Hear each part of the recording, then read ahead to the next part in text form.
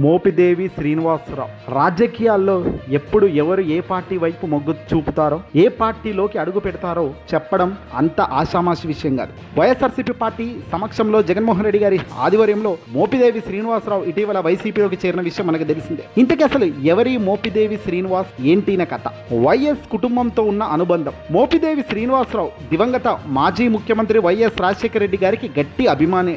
గతంలో వైఎస్ఆర్ స్వయంగా శ్రీనివాసరావు ఇంటికి కూడా వెళ్ళినారట. ఆ పాత బంధాన్ని, ఆ సంబంధాన్ని కూడా ఇప్పుడు గుర్తు చేసుకుంటూ ఆయన ఇప్పుడు వైసీపీలో కండువా కప్పుకున్నారు. రేపల్లె నియోజకవర్గం కాంగ్రెస్ పార్టీ తరపున దశాబ్ద కాలంగా పనిచేస్తూ స్థానికంగా తనకంటూ ఒక పెద్ద క్యాడర్ను, తనమైన బలమైన అనుచర వర్గాన్ని కలిగిన సీనియర్ లీడరే ఈ మోపిదేవి శ్రీనివాసరావు. తాజాగా శ్రీనివాసరావుతో పాటు ఆయన అనుచరులు పెద్ద ఎత్తున వైసీపీలో చేరిన సందర్భంగా జగన్మోహన్ రెడ్డి గారు తనను ఆహ్వానం చేశారు, పార్టీలోకి ఆహ్వానించారు. టికెట్ విషయంలో స్పష్టత ఇచ్చారు జగన్.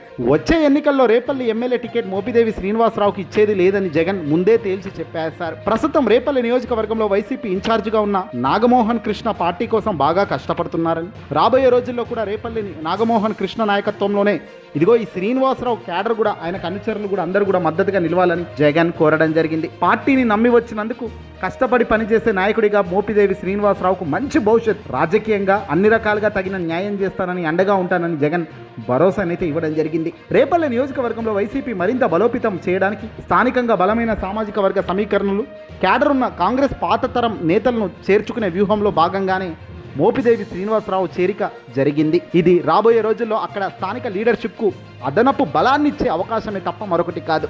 జగన్ గ్రౌండ్ లెవెల్లో వర్క్ బలంగా ముందుకు లాగేస్తున్నారు. ఇప్పటిదాకా ఒక లెక్క, ఇక ముందు ఒక లెక్క.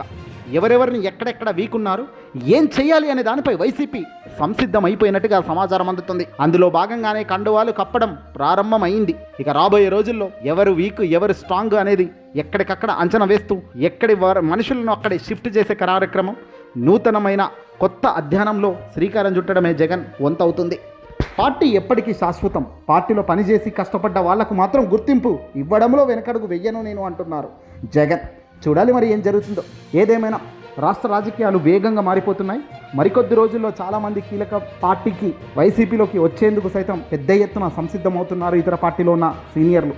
చూడాలి మరి ఏం జరుగుతుందో ఏంటనేది.